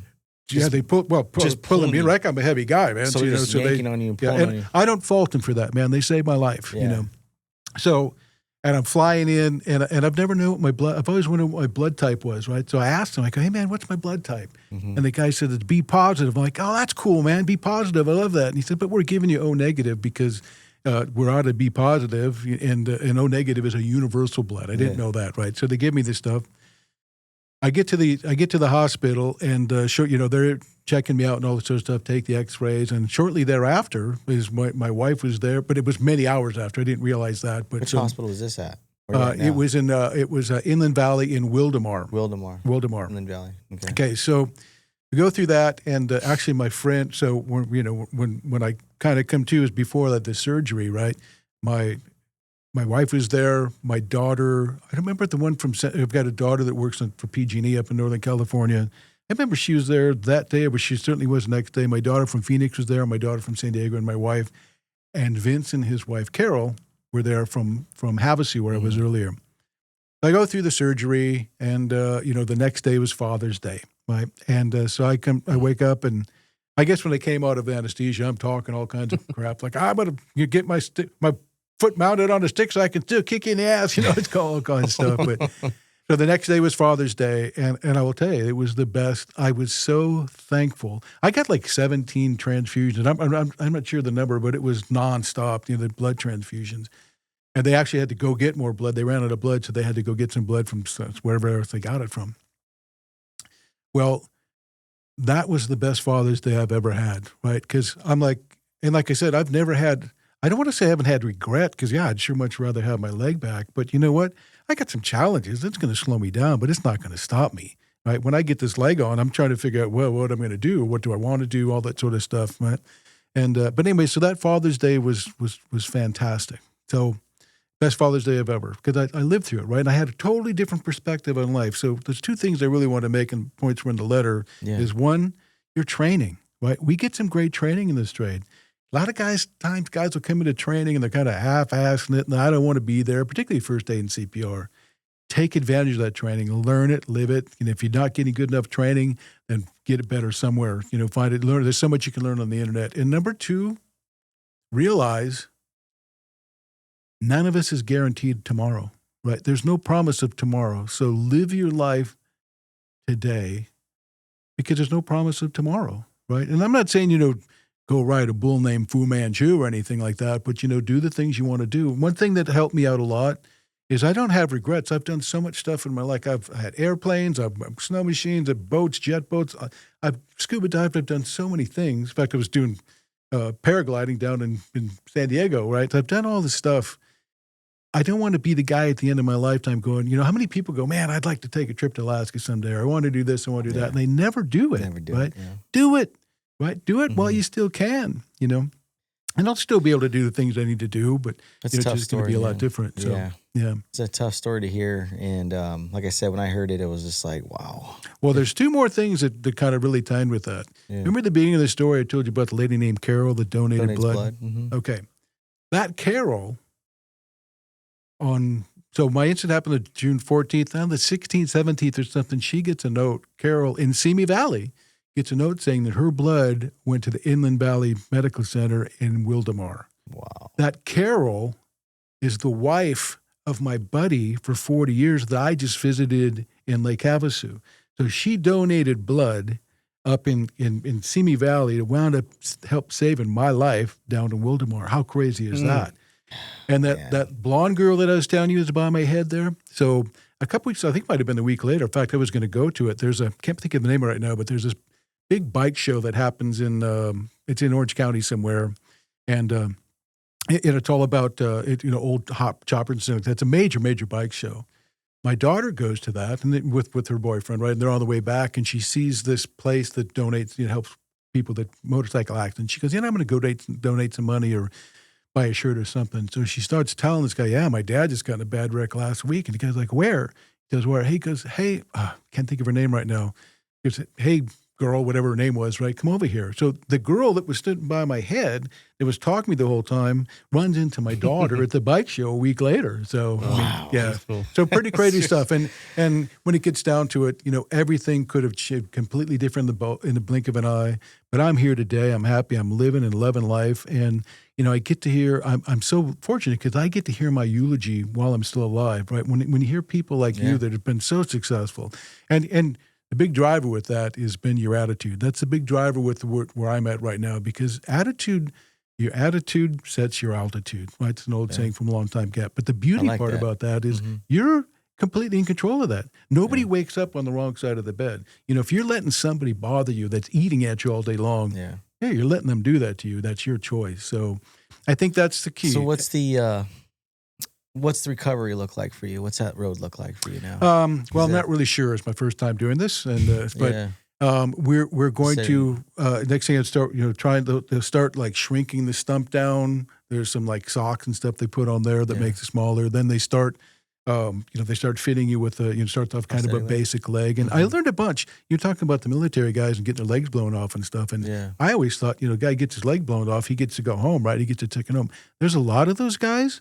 They want to get back out there, right? They may not be in the front field, but they're getting their legs blown off, and they're still doing work out there, Yeah. And there's actually I'm trying to get with one of the best prosthetic guys down. He's in San Diego. He does a lot. He does like sports people, high end. They're very active and stuff. So, so that's I'm really looking forward to that. I don't know. There's so many things to it, like the hydraulic and different valves and all that sort of stuff. So it's pretty cool. There's a lot of technology out there, a lot of modern medicine that I'm sure you're going to look into. And dude, we're here to support you 100%. The whole trade's here to support you. Yeah, and thank you. Me personally, as a friend, dude, we're here to whatever you need. You ever need to talk about something, chat, come visit the yard, crew visits, whatever. I know you're going to get back in it and get right back involved and never skip a beat. Yeah, so it's impressive, dude. My business has been good. I've been busy with that too, so everything's going well. Yeah, like you said, I'm happy. Super impressed. You're like I said earlier, like you're pouring outward, to soothe inward, which is awesome. And I think we got to learn that skill. That's not easy to do, dude. Not everybody can do that. Not everybody can do that. And you're a specimen of it, man. So I appreciate it. Well, thank you, man. You said you got your own business. What are you doing now?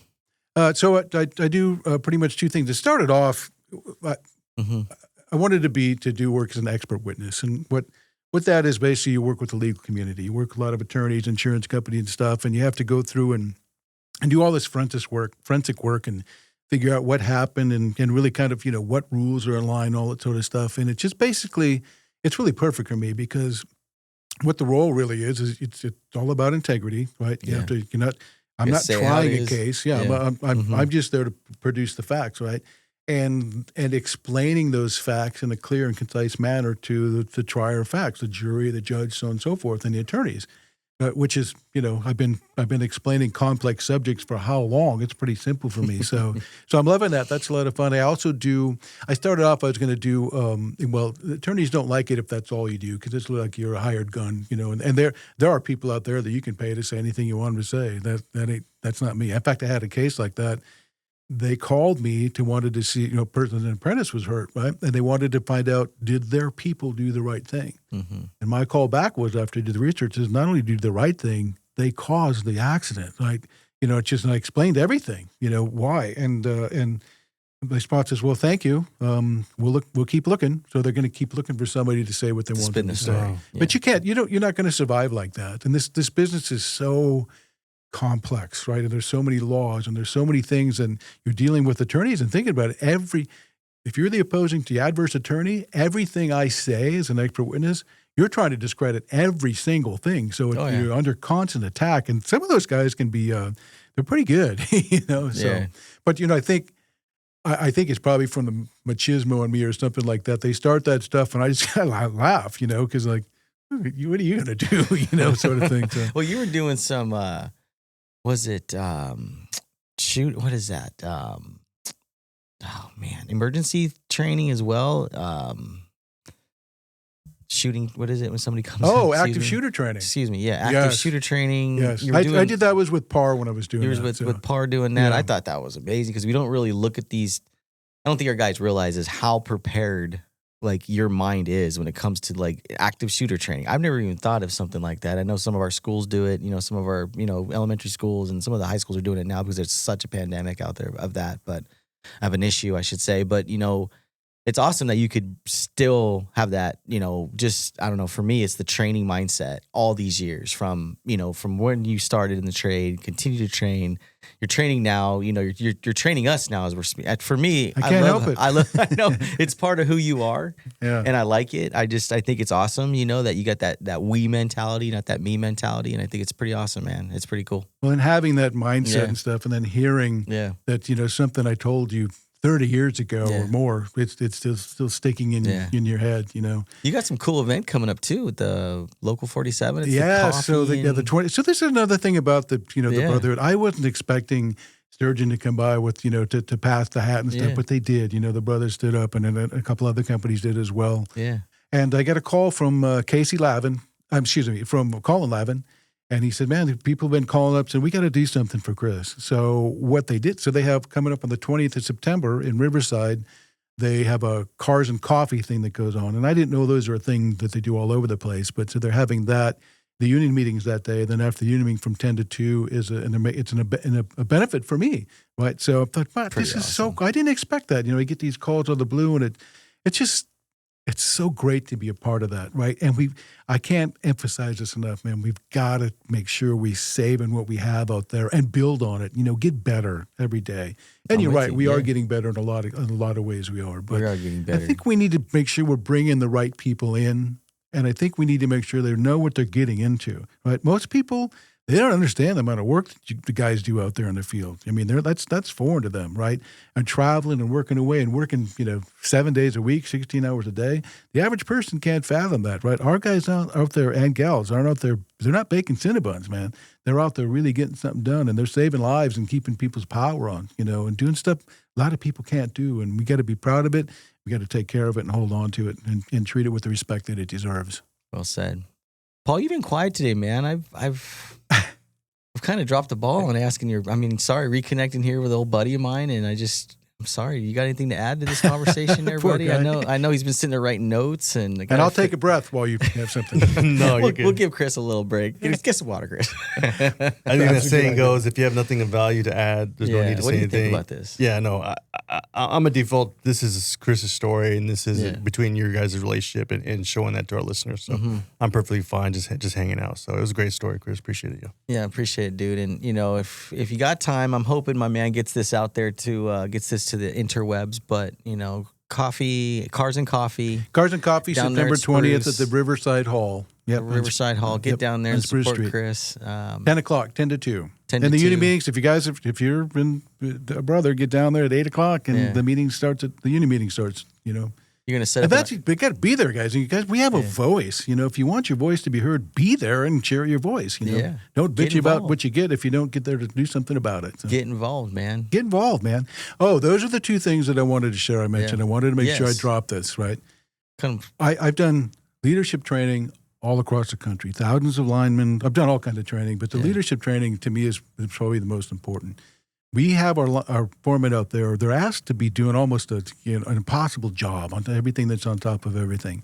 And so I've gone through all this stuff. I've preached from Jocko Willink and Leif Babin and all those guys and all these leaderships all across the country. And one day I was doing this sort of stuff, and Jim Stapp, and you know Jim, I love the man. He's just fantastic. I've known him for years. He's a fantastic man. I love him.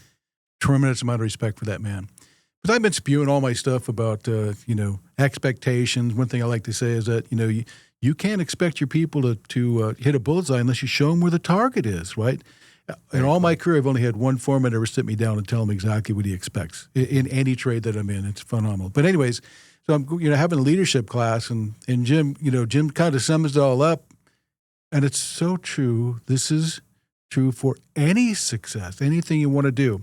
So all this other, stuff I was spewing, all that sort of stuff. And he goes, you know what, the trait that everybody has to have, you want to be a good leader, you got to give a shit. That's it. Got to care. That's the most important rule right there. Now, to become successful, you got to go to action, right?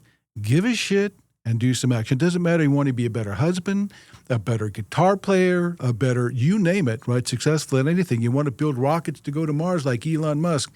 You got to give a shit. And if you don't give a shit about whatever you're thinking about, you shouldn't be there, right? Well said, so you want to be successful at something, give a shit about it and take action, Well said, man. I wanted to drop that. No, mic drop. Dude, I appreciate you coming in today. We're going to probably get done here, close this thing out. But I totally appreciate you coming out, man. This is one thing that, man, I tell you what, we've been looking forward to. Yeah. We were a little bit nervous in it as well, too. Like, how do we do this? Mentors coming in here, and you could have done the podcast and you could have interviewed me. It would probably been. I'm so glad we came here.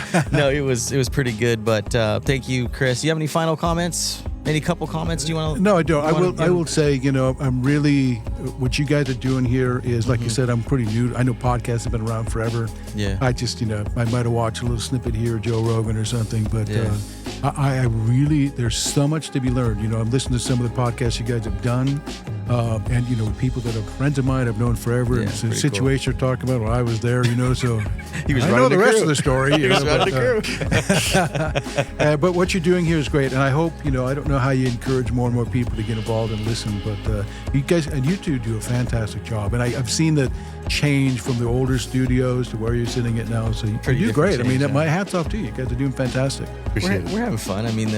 The hosts are a little bit rough, but the guests are phenomenal. We always say that. The guests are always good. Lean on the guests. Lean on the guests. Yeah. Chris, we got to get you back in here for maybe Q&D episode. We do a Q&D, question and discussion. He puts some questions together and we just smash out. We kind of keep score too. So it's like, you win one, I win one, and we figure who answers the question best. It's a pretty cool segment. I got to thank everybody thanks for coming in, dude. Appreciate you. My pleasure. Where can anybody find you? I know you have an email, Elite Larson. Yes. Well, they can go to my website, larsonelite.com. Larsonelite.com. Yeah. That's it. Yeah, check them out, guys. And my email's on there and all that sort of stuff. So reach out to Chris. Give him a holler, dude. This dude's a mentor. He's dropped some big leadership bombs all the time. All right. Love to hear from you. Yeah, he's doing well, dude. Sitting here looking great, man. Thank you. Love seeing you. Yeah. Next time, wear the tank top. Oh, the tank top. You know what I was thinking? Tank top. If I know Colin's going to listen to this. Well, you know what? I'm wearing it underneath it. Oh, there you go. Dude, no, I guarantee you what'll be a hit at the Cars and Coffee arm wrestling contest. Can you beat Chris? Don't do it. The pythons, bro. Come on. No. See that scar? That's from a biceps reattachment. Oh. That's bypass reattachment. There we go. Having a great time today, man. Chris, thanks for coming in. My pleasure. Gotta thank our listeners, guys. Thank you for listening to this podcast. If you like this podcast, please give us a like, give us a follow, share this podcast. It helps out. It helps us out. It helps us get us out there. Get some good feedback. I got to thank our promotional partners, High Voltage Industries. Got to have the Storm Code hat today, all in white. Thank our guys at High Voltage Industries. They got some special coming too with some new shirts. Watch out. It's going to be pretty awesome with High Voltage Industries. Klein Tools, Chris, don't know if you know this, but Klein Tools helps us out with our Crew of the Month. Support us all the time. You know, just giving credit where the credit is due and worth the field. Milwaukee Tool, we're going to see those guys here in a month or so, right? At the International Lineman's Rodeo coming up. Cool episodes with Sarno, Des Moines, so all the guys at Milwaukee Tool always helping us out. I cannot continue without thanking the entire Sturgeon Electric California workforce. Without you, your hard work, your resilience, your grit, your grind, we could not do this podcast. So thank you for all you guys do. Guys, stay fit for duty, be safe, be your brother's keeper, and just do that thing you do. Appreciate you guys. Thank you. Right on.